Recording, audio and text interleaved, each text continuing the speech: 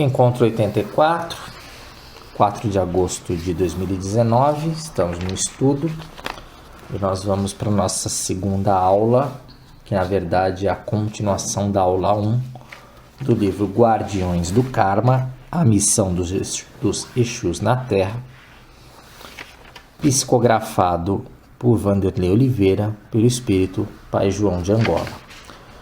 Na aula passada eu dei uma introdução da parte técnica do livro. Na verdade, um pouquinho mais da introdução, falei um pouco mais. E ele apresentando os Exus. Quem são os Exus? Explicando por que há um certo preconceito contra esse tipo de espíritos, que são espíritos muito importantes na manutenção da ordem no planeta, tanto na ordem física do mundo dos encarnados, quanto na ordem também do plano espiritual, né?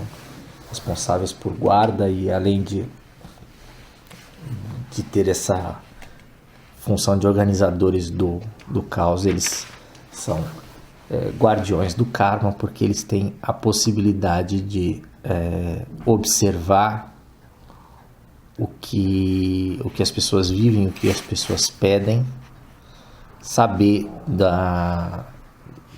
do arquivo kármico das pessoas, avaliar o merecimento, a intenção, a justiça daquele pedido e assim executar ou não o que é pedido a eles. Eu falei que era a segunda parte da primeira aula, porque eu tinha dividido em duas aulas. Semana que vem eu vou falar de romance, mas hoje eu não falarei de romance. Para quem está aqui à minha frente, está vendo que eu estou abrindo o livro, porque na verdade eu vou começar com uma dúvida. Em certo momento do livro, o autor espiritual fala, a partir de uma pergunta lá dos espíritos que estão acompanhando ele nos trabalhos, de linha de direita e linha de esquerda na Umbanda. E eu particularmente não entendi. Então eu trouxe a dúvida. Eu não entendi, eu falei, eu não vou explicar, porque eu não vou explicar o que eu não entendi a explicação. Então eu vim com a dúvida. Mas peraí, isso aí surge numa gira, numa sessão? Não, surge assim, eu fechei na gira, né? Eu fechei a aula passada falando da gira. Tá. O capítulo seguinte ao capítulo da gira é um capítulo que os espíritos que são ligados aos trabalhos espíritas e que estão acompanhando o Pai João de Angola, eles vão tirando algumas dúvidas do que eles viram, né? E não que eles tenham visto alguma coisa específica. Do nada, o espírito puxa o Pai João. E o que seria a linha de direita e linha de esquerda? Aí eu olhei e não entendi a explicação. Aí eu trouxe Mas o Pai João de Angola explica. Ele explica por separação de classes de espírito. Ele fala, esses espíritos são da linha da esquerda, esses espíritos são da linha da direita, mas ele não diz o que é uma e o que é outra. Com a palavra. Rita. Vai lá, Ritinha. Não, que eu saiba, não é tão difícil assim, tá? A linha de direita é que eles, em tese, chamam de entidades um pouco mais evoluídas ou esclarecidas. E a linha de esquerda não são espíritos tão evoluídos. Por isso que eles precisam, inclusive, de ter você tem que dar coisas para eles. Tá? Então, por exemplo, mesmo que você faça uma xira de alguma coisa de Exu, sempre tem que ter elemento. Sim. Não é que não é dinheiro, ele precisa de algum elemento para ele poder trabalhar. A linha de direita, em tese, não precisa desse tipo de acordo, tá? Eles fazem, tá? Então, preto velho, caboclo, criança, assim é linha de direita, e Exus é linha de esquerda. Mas esse tipo de coisa, na Umbanda mesmo, não tem. Isso é mais lenda urbana, assim, sabe? Você tem que dividir alguma coisa, o bom e o mal, o velho e o novo, alguma coisa, e direita e esquerda. Mas não tem, porque todo mundo precisa de todo mundo para trabalhar. quem sabe, e numa gira mesmo, você não fala. Alguns falam, o Candomblé fala, hoje terá gira de esquerda. Já sabe que são Exus. Tá? Mas Tá nada certo. assim que fale um é de direita, a esquerda assim... Nada que desmereça a Nenhum, esquerda, a muito linha da pelo esquerda, vamos dizer contrário. assim. Sim, muito pelo sim, contrário. porque já exatamente. ficou- E ele não dá explicação, só faz a separação dos espíritos. E ele fala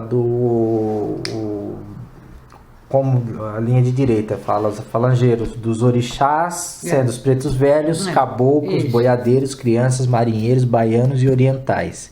E aí tirando os pretos velhos, caboclos mais conhecidos, os outros ele vai fazendo uma nota de rodapé para falar um pouco mais de cada uma dessas classes. Então ele fala dos boiadeiros, fala das crianças, dos marinheiros, dos baianos, fala dos orientais e tal. E aí ele na linha da esquerda ele coloca é o povo de rua, né? E aí são os guardiões, Exus, pombagiras, ciganos, Exus mirins, pombagiras, mirins, malandros. Ele coloca um entre outros, e entre outros é reticente assim. Mas é só nome, nada, não é uma classificação que se tem. Espiritualmente não se tem. Certo, Tá? É isso uma importante. classificação que a pessoa de algum terreiro fez e isso se espalhou. Mas não é de espiritualidade, não divide assim. Certo. Não sei se vocês gostariam de descer o que ele explica para cada uma dessas classes. Não sei o que vocês acham. Como? Dá uma geral assim, vai. Não posso assim, só lendo as notas, né? As notas de rodapé. Só já ver qual Para quem é está que é. acompanhando com o livro, eu estou na página 130 e 131 do livro Guardiões do Karma. Então, como boiadeiros, ele descreve assim: os boiadeiros são a falange de espíritos de luz responsáveis por identificar e capturar os quiumbas a fim de que eles sejam tratados. Essas entidades têm natureza desbravadora, romântica, simples e persistente do homem do sertão, filho de branco com índio ou índio com negro, caracterizado como caboclo sertanejo. Então é boiadeiro, caboclo, sertanejo? Também conhecido como vaqueiros, laçadores e peões, tocadores de viola. E aí fala, expressam a humildade, a força de vontade, a liberdade e a determinação do homem do campo. Os mais conhecidos são Zé da Figueira, Chico da Porteira, Zé do Laço, Zé da Campina, Tião, Zé do Facão, Zé Mineiro, entre outros. Esses são os boiadeiros. A nota das crianças. Crianças ou ibejada são espíritos que incorporam trazendo nomes infantis, expressando-se como uma criança nos gestos e na inocência das brincadeiras, transmitindo muita alegria. Possuem a experiência de várias reencarnações, mas com a irreverência e a algazarra das crianças. Sobre os baianos, ele fala assim: os baianos pertencem à linha das almas, a mesma dos pretos velhos. Possuem uma capacidade de ouvir e de aconselhar, conversando bastante, falando baixo e mansamente. São carinhosos e passam segurança, mas não são do tipo que toleram desaforos. Em suas giras, apresentam a habilidade de saber lidar com as dificuldades com disposição, persistência e bom humor.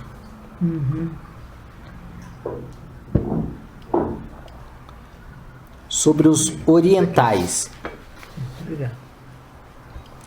Os orientais são entidades ligadas às curas e às ciências com profundos conhecimentos esotéricos da antiguidade. Nessa linha se encontram as falanges dos hindus, árabes, japoneses, chineses, mongóis, egípcios, entre outros.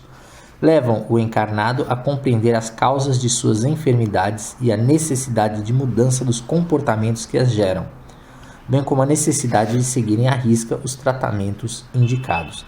São entidades que vêm com a missão de humanizar corações endurecidos e fecundar a fé, os valores espirituais, morais e éticos no mental humano. E os outros que eles colocam, os ciganos. Os ciganos são uma falange de trabalhadores espirituais com valiosas contribuições no campo do bem-estar pessoal e social, saúde, equilíbrio físico, mental e espiritual, tendo em sua origem o trabalho com a natureza, as energias do Oriente, cristais, incensos, pedras energéticas, cores, os 4 sagrados elementos da natureza. Utilizam-se exclusivamente de magia branca natural, além de banhos e chás elaborados exclusivamente com ervas. São muito altivos, assertivos no que falam, seguros de si, do que enxergam e no que acreditam. Exus Mirins. Os Exus Mirins são entidades que se apresentam como crianças mais velhas e adolescentes rebeldes, em fases transitórias, andando em bando e em busca de uma identidade. Há narrativas de que são espíritos que passaram por diversas provações terrenas, têm grande força e suas brincadeiras e traquinagens são um veículo para a resolução de muitos problemas. Pombagiras Mirins. As Pombagiras Mirins são transmutadoras das energias do plano espiritual, assim como os Exus Mirins. Antes da atuação da pombagira da sua falange, elas atuam no campo das intenções, despertando o desejo do atendido para algo. Não admitem a mentira, pois são extremamente sinceras e nunca escondem nada. E o último que ele fala aqui são os malandros. Os malandros são uma falange de espíritos simples, leais e verdadeiros. Eles mascaram a mentira sem a menor cerimônia na frente de todos. Odeiam que façam mal ou que enganem as pessoas. Podem envolver-se com qualquer tipo de assunto e têm capacidade espiritual bastante elevada para resolvê-lo, podendo atuar na cura, no desmanche de magia, na proteção e na abertura de caminhos. Trabalham muito com os Exus, especialmente Zé Pilintra.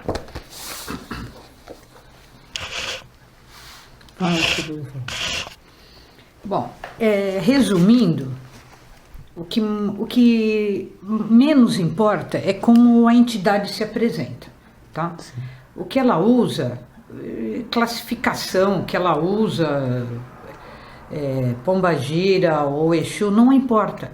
O que mais importa é uma coisa chamada roupagem fluídica. Tá? O que é a roupagem fluídica? É como essas entidades se apresentam para as pessoas que elas vão atender ou ajudar, tá? Então depende da necessidade das pessoas, elas meio que se igualam e ficam próximas ao que elas estão acostumadas. Então vamos supor lá no outro estado do Brasil, tá? Vamos lá no Mato Grosso. Se você falar de boiadeiro, o cara já vai se interessar. Se você falar de baiano lá no Mato Grosso, ele não vai se identificar com aquela roupagem fluida, que é diferente de fazer na parte do Nordeste. Você fala baiano, então tá, ele se iguala e usa uma roupagem fluídica de acordo com as pessoas ou daquele lugar que ele está. Se você está você vai em algum outro lugar, então vem o doutor não sei o que, a doutora não sei o que, você entendeu? Então depende de onde ele está, ele se transveste com uma roupagem fluídica, porque não adianta ele vir aqui com a super luz que ele tem, não vai atingir ninguém. Tanto é um preto velho, por exemplo, a característica dele é ser paciencioso, falar calmo. É mais fácil você contar para as pessoas que são calmas, que te ouvem, do que ir lá e falar, qual é? Entendeu? Isso não tá. Então ele usa a característica que seja mais próxima e mais adequada àquele local ou àquela região que ele está. Passa por um nivelamento ali. Porque senão as pessoas não vão entender. Isso quer dizer que o mesmo Exu pode aparecer de jeitos diferentes. Com certeza, tanto Exu quanto qualquer outra entidade. Caboclo, Preto velho, hoje vem como professor alguma coisa, amanhã ele pode ser o baiano alguma coisa, porque ele precisa estar lá para atender aquela região ou aquele pessoal, não importa. O que importa é que as entidades fazem um esforço enorme de vir aqui e dar uma mão, inclusive mudar suas características. Porque a entidade não vem direto, tá? Você tem uma hierarquia Sim. que eles mandam quem está mais próximo daqui. A entidade mesmo, ela fica em outro plano, só irradiando a energia necessária. Tá bom? E não existe entidade mais forte, menos forte, ou como algumas pessoas falam, a minha entidade, o meu cabo. Primeiro que não é meu. Uhum. Você não é dono, muito pelo contrário, ele quer ser o dono. Tá? É. Tudo bem? Por isso Tudo que bem. antigamente, inclusive, chamavam até o médium de cavalo, porque a entidade, como o médium não aceitava aquele tipo de condição, a entidade meio que montava e dirigia o médium para onde deveria estar. Uhum. Entendeu? Então não importa a roupa que vem, o importa é que ele faz a função dele. E nessa adaptação de roupagem fluídica, ela é exclusivamente para o local, para aquele ambiente, ou pode ser individual, para aquela pessoa que está... Não, o médium não. Não médium, não, para a pessoa, para que ela vai se manifestar, para o atendimento. Não, porque por isso que tem vários ciclos de Umbanda, tem que ter, o que eu entendo é assim, qualquer religião começa da raiz e vai até o fruto. Você se coloca em qual? Se hoje em dia ainda acham pessoas que vivem em cavernas. Então você tem que ter todos os níveis de entendimento. Então você vai em algum lugar e fala assim, nossa, eu gostei, mas depois que eu fiquei um tempinho, não gostei mais. É que a sua energia não foi compatível com aquela. O que você faz? Você não vai e vai procurar um outro que seja compatível com a sua energia. Agora tem que ter do mais alto ao mais baixo. Tem que ter lá da raiz e lá do fruto, que é a coisa que mais tem potência numa árvore, que é o seu fruto. Não, mas eu acho que a pergunta do Paulo eu entendi diferente. Eu acho que... Não sei. Eu entendi a pergunta do Paulo assim. A pessoa está sendo atendida por um determinado médium, tá certo? E se a entidade pode, para aquela pessoa específica, se apresentar como um boiadeiro, Até pode, mas mas ter essa transmutação assim. até né? pode, Né? só que Pode ser um boiadeiro, um malandro, enfim, para usar essa terminologia aqui. Não, até pode, mas é muito difícil para a entidade fazer isso. Então, normalmente ela já vem naquele lugar com aquela roupagem. Pode acontecer? Pode. Para eles nada é impossível e eles têm condição para isso. Poder pode, mas é difícil. Até porque a gente falou da aula passada, né? Tem a questão dos pontos cantados, que você tem os pontos que são dirigidos para determinadas linhas, para determinadas entidades. É difícil. Então, é uma coisa um pouco mais complexa, né? Do que uma entidade se expressando através do médium, transmutar, assim, por causa de uma pessoa. Isso. Então, é mais fácil a pessoa mudar do que mudar tudo. Eu entendi tua pergunta assim. Exatamente, a pergunta era essa e... Então, Não, respondido perfeitamente. É que é mais fácil uma pessoa mudar do que vem todo um fluido. Todo um complexo. Nossa, né, uma coisa, não é só vem aqui, é muito... Para uma entidade vir aqui, é um caminho muito difícil, inclusive às vezes até doloroso, tá? Porque tem que se desfazer de um monte de coisa que você tem que reaver, coisa que você já desfez, dá muito trabalho. Vocês lembram de um livro? E aí é um livro espírita, que o Dr. Inácio dava uma comunicação para o médium e o médium não aceitava. Aí eu não aceitava, não, dizia que não era o Dr. Inácio, que era um absurdo, não sei o que. Aí ele vai o médium vai no centro de Umbanda, o Dr. Inácio vai lá, se apresenta como um preto velho. Qual era esse livro? Eu acho que eu li. Dr. Inácio Ferreira. Não é do outro lado do espelho, é? Não. Eu acho que não é um livro nem do Dr. Inácio. Acho que foi outro espírito que contou essa história. Do espírito do grupo que contou essa história coisa, que ele vai atrás e aí como caboclo ele dá a mesma informação lá pro médium. E aí ele aceita, mas era o mesmo espírito que estava se apresentando, tentando... Não sei exatamente onde, mas eu lembro mais ou menos. Tentando informar lá o teimoso. Enfim, comecei esse grande debate, essa grande dúvida. E a parte seguinte, que vai até o final, por sinal, o restante da aula vai ser sobre um evento só. Que o livro descreve um congresso de Exus sediado no Hospital Esperança. E eles destacam que era a primeira vez que acontecia um evento desse, um congresso de Exus, lá no hospital, né? E que o hospital sempre teve muitos Exus trabalhando, né? Funciona com muitos Exus no dia a dia, eles que lidam com muito sofrimento. E às vezes com ataques, né? Sofrem ataques no plano espiritual. E era um momento que 5 espíritos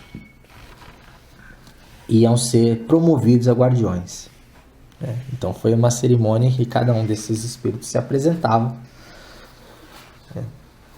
E depois fizeram uma sessão de perguntas que definiram que seria uma pergunta para cada um dos Exus.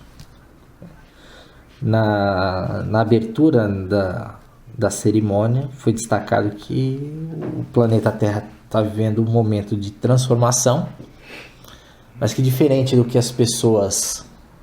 algumas pessoas falavam que seria uma transformação catastrófica, um apocalipse, essa transformação ela vai ocorrer por meio da justiça com amor. Não vai ser um choque trágico, né? Não será um choque apocalíptico. Destrutivo, né? Vai ser uma transformação rápida, profunda, mas não no sentido destruidor de transformação. Os Exus apresentados como Exus promovidos naquele momento eram o Exu Marabô, Exu Tranca-Ruas, Exu Caveira, Exu Zé Pilintra e Pombagira Maria Mulambo. E para cada um desses espíritos foi feita uma pergunta. Marabô, Tranca-Ruas, Caveira, Zé Pilintra e Maria Mulambo. Tá. E a primeira pergunta que foi feita, eu acho que foi feita as perguntas foram exatamente nessa ordem dos Exus. A primeira pergunta é para o Marabô. Por que há o preconceito contra os Exus? E diretamente ele falou: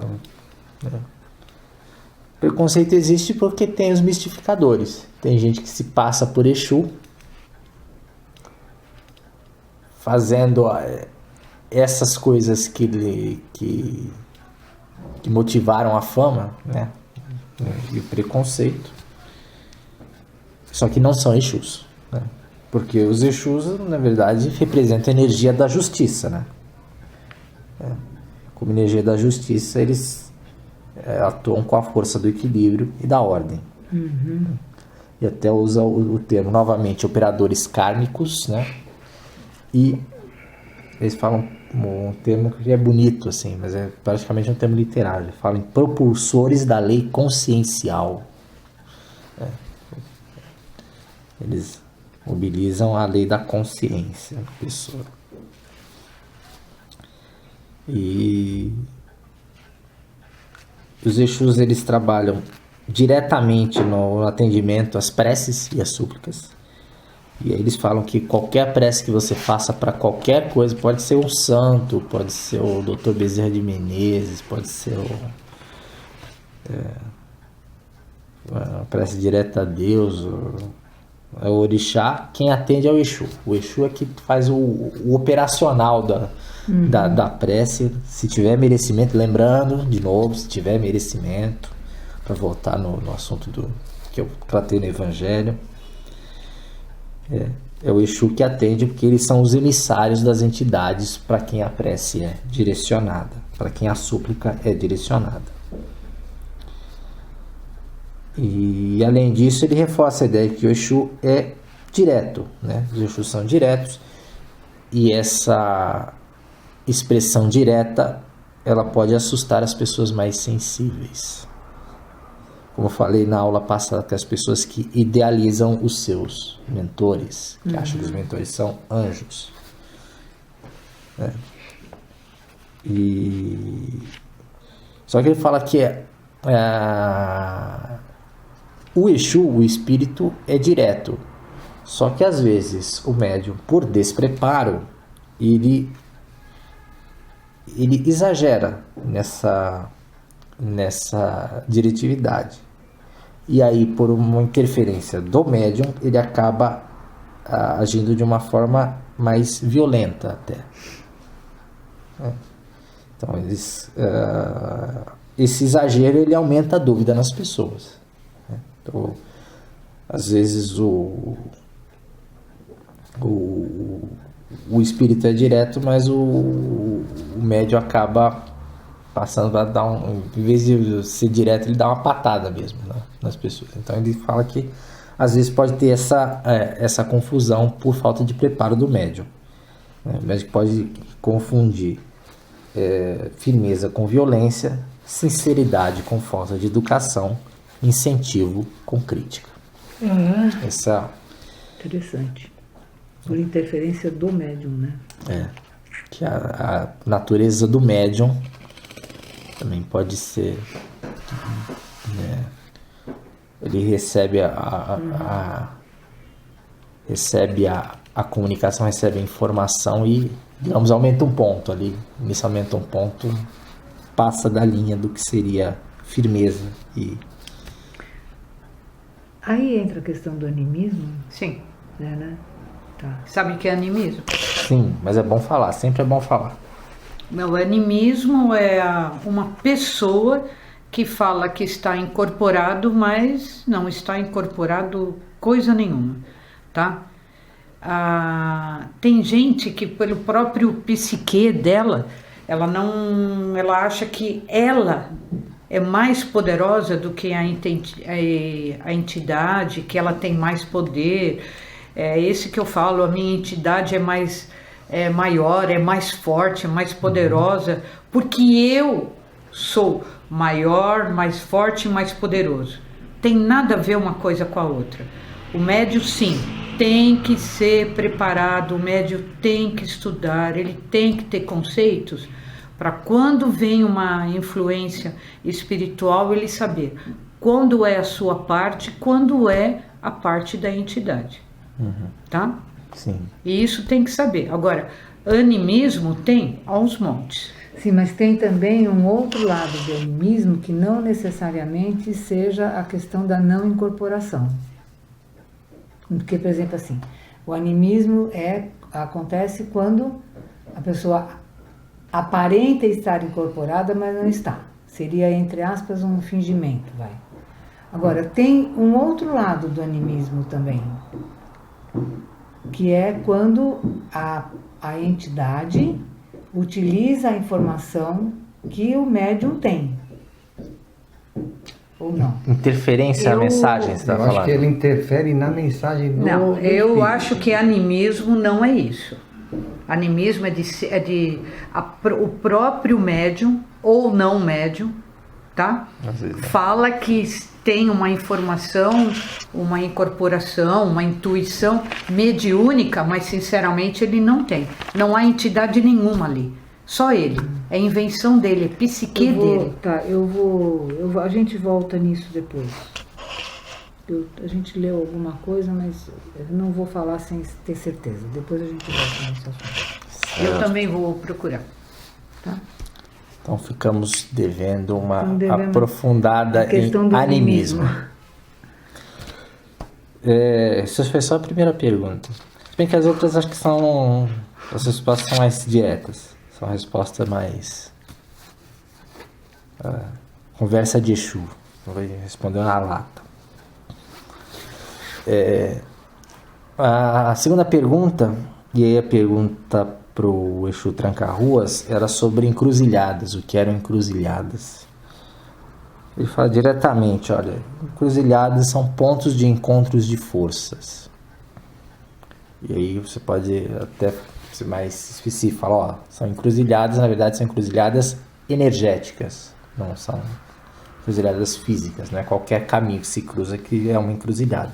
São pontos que formam praticamente portais, né? E aí ele fala outros termos, ele fala que formam dobras quânticas, abrem portais para dimensões paralelas, e que os Exus costumam utilizar essas encruzilhadas, as encruzilhadas, na sua atuação. Eles trabalham muito nesses portais, né? Nesses pontos de força.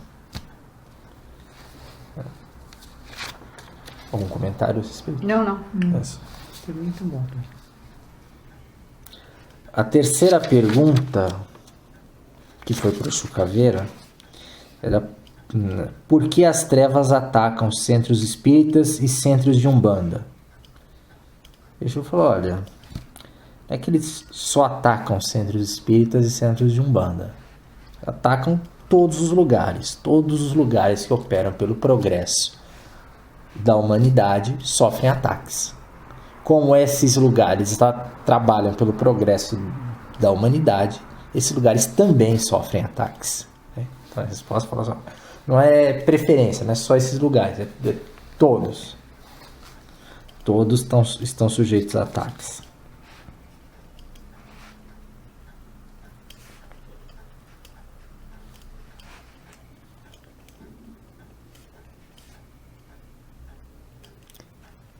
Parei que o pessoal aqui tá anotando, tá, gente?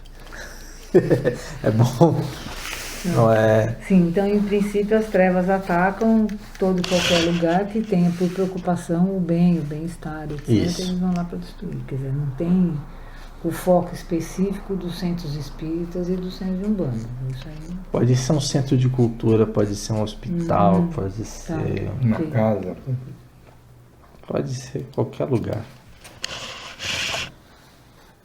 Uma casa onde tem um médium bom que você pretende mudar, que esse médium seja bom para o ruim. É porque não é interessante para eles que as pessoas evoluam, né? Quanto menos evoluído, eles menos se protegem, eles menos entendem.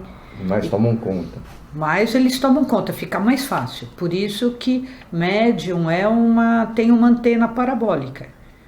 Orar e vigiar 24 horas, você tem que ficar na cola. Tem que ficar na cola. Tá? Porque isso faz parte. Tá? Faz parte. Se você acredita em Deus, é porque você também acredita que tem um outro lado, né? Então, as duas partes precisam aprender a conviver. A quarta pergunta ao Zé Pelintra. Uma pergunta muito interessante. Há Exus em outras culturas? E aí ele fala que outras culturas também possuem espíritos guerreiros que atuam como polícia astral. E aí são espíritos que assumem formas, por exemplo, de samurais, de mongóis, de índios, de outras regiões, mas sempre com a mesma função de guarda, de cuidado, de executor de justiça. E aí ele vai mais adiante, ele fala, olha, que muitos Exus são guardiões, mas nem todo guardião é Exu e nem todo Exu é guardião. Dá para repetir? Nem todo guardião é Exu.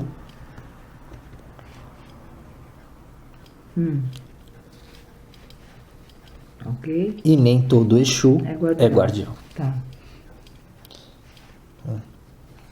Sobre os Exus, ele fala que que esses espíritos eles têm uma origem comum, que eles vêm da Lemúria e da Atlântida, Os Exus. E que eram magos nesses lugares, originalmente.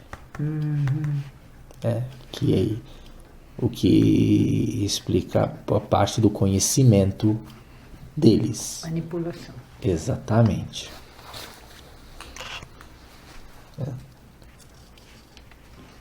E ele está dizendo que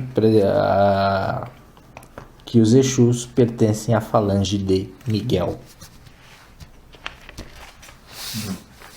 Miguel o Guardião. Exatamente.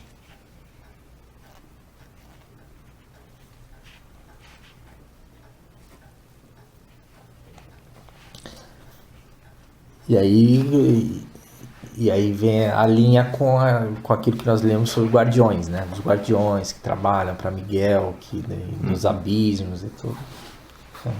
São os guerreiros. Né? Exatamente. Fecha com essa literatura que não é do mesmo autor espiritual, nem veio pelo mesmo médium. É bom que se diga. Que eles falam, a linha, mas mas foi a mesma pessoa que escreveu tudo. Não, são outros caminhos que chegaram à mesma informação. A última pergunta, a pergunta que foi dirigida a Pombagira Maria Mulambo, foi o que ela recomenda para a proteção dos lares.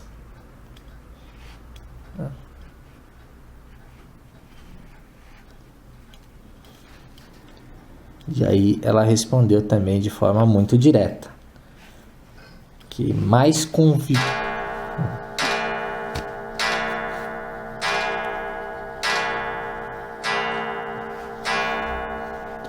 pequeno suspense das 7 badaladas.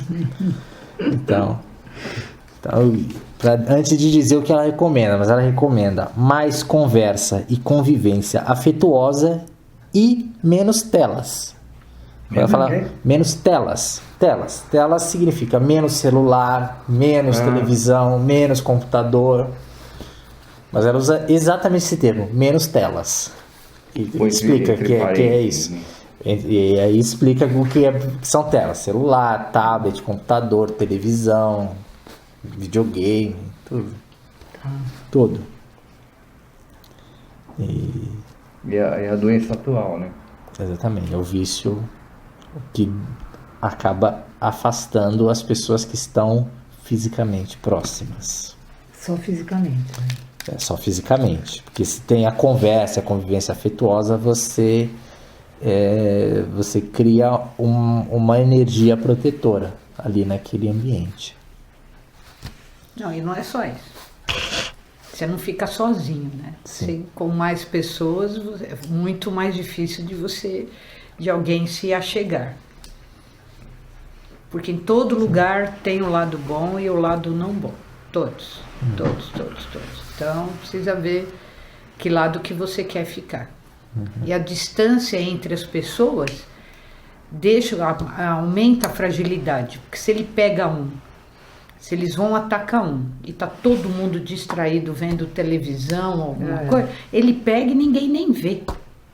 Agora, se está todo mundo conversando, ligado, trocando uma ideia, fica mais difícil até de se achegar. É igual no metrô. De cada Parece 10 que estão com aquela na parece que é obrigação do cara entrar no vagão e ligar o celular. Parece que é obrigação, porque os caras já vão tirando fio e não sei o que, e fica cada um na sua. Aí o cara... Aí parou, eu estava na estação da linha vermelha, parou, todo mundo assim, com o fone, o cara levantava assim o olho e continuava, o metrô ficou parado 9 minutos e meio, e o cara lá. Se fosse 15, ele continuava lá, porque não importa o metrô, importa que o cara está no Zap, ou lá sei eu aonde, entendeu? Então parece que é obrigação de ficar lá. E isso tem afetado mesmo, porque as pessoas estão mais longe e não criam egrégoras protetoras também. Agora, resumindo, o importante é que as entidades usam roupagem fluídica para se comunicar. Samurais ou qualquer sim. outra coisa assim. De acordo com a cultura De acordo com a cultura e o entendimento daquele espaço, daquele povo, eles usam uma roupagem fluídica para se comunicar. Isso é o que é o legal.